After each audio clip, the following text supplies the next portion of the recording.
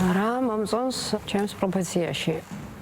აი როგორც კი დახურავ კარს ხო, შემოდიხარ, ორღანს აქვს ჯადოსნური ზემოქმედების ზალა, რომელიც აი პირდაპირ დროში მოგზაურობას გავს.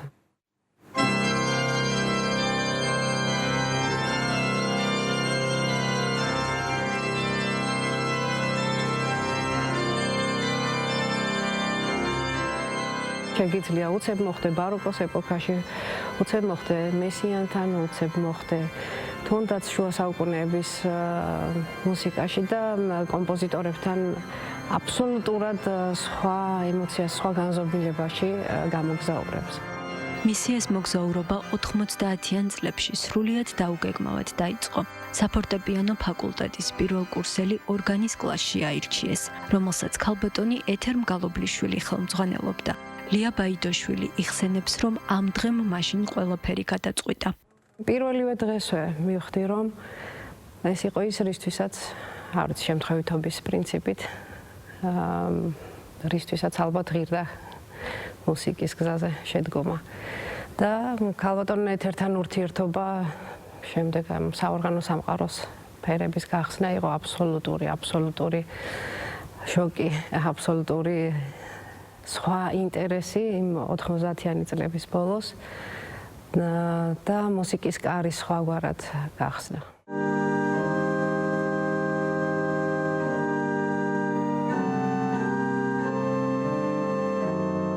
ფორტეპიანოდან ორგანზე გადასვლა მარტივი არ იყო. ამ ინსტრუმენტთან ურთიერთობა მუდმივ ძიებას ჰგავს. ტექნიკით, კონცეფციით, აზროვნების სხვა ფორმით, სადაც კომპოზიტორები იშვიათად უთითებენ, როგორი უნდა იყოს ჟღერადობა. ორგანისტის პროფესია, თავისუფლების პროფესია, სადაც შემსრულებელს ინტერპრეტაციებზე ფიქრი თავად უწევს. მუდმივად გიიწევს ფიქრი, როგორ გაჟღერდეს ესა თუ ის ნაწარმოები. ბაროკოს ეპოქაში ბევრად საინტერესოა, იმიტომ რომ გიწევს აფექტების თეორიაზე მუშაობა, რა გამოიწვია მსმენელში, გიწევს არტიკულაციაზე მუშაობა, როგორი, ანუ რიტორიკული ფიგურები, მუსიკალურ-რიტორიკული ფიგურების გააზრება, უფრო როგორ მეტყველად გადმოსცეს ყველაფერი. ამიტომ ძალიან საინტერესო პროცესია, გარდა იმ ტექნიკური შესაძლებლობებისა, ძიებისა, იმ ტექნიკურ ფორმაში ყოფნისა, გიწევს ძალიან ბევრ რამეზე ფიქრი. როგორ გაჟღერდეს, როგორი ხმოვანებით იყოს, როგორ წარმოჩინდეს უფრო საინტერესო ჟღერადობით და ამას ჩვენი ინსტრუმენტი იძლევა უდავოდ ყველაზე მეტად სხვა ინსტრუმენტებს შორის. საქართველოში ეს ერთადერთი მექანიკური საკონცერტო ინსტრუმენტია, რომელიც კონსერვატორიის საკონცერტო დარბაზში 60-იანი წლებიდან დგას. საბჭოთა პერიოდში განადგურდა ბათუმის ისტორიული მექანიკური ორგანი, ასევე განადგურდა ორგანი ქალაქ ქუთაისში. დღეს საქართველოში მხოლოდ რამდენიმე ინსტრუმენტია მოქმედი, მათგან ერთი მექანიკური ორგანი კათოლიკურ ტაძარშია, სხვა ინსტრუმენტები კი თანამედროვე ციფრული ორგანებია.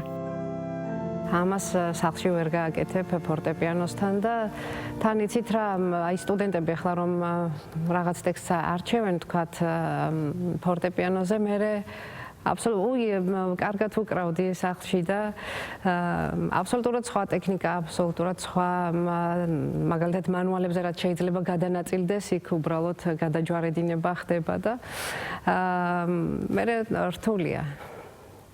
მაგვაქვს აბსოლუტური ინსტრუმენტთან, სამეცადინო რეჟიმთან.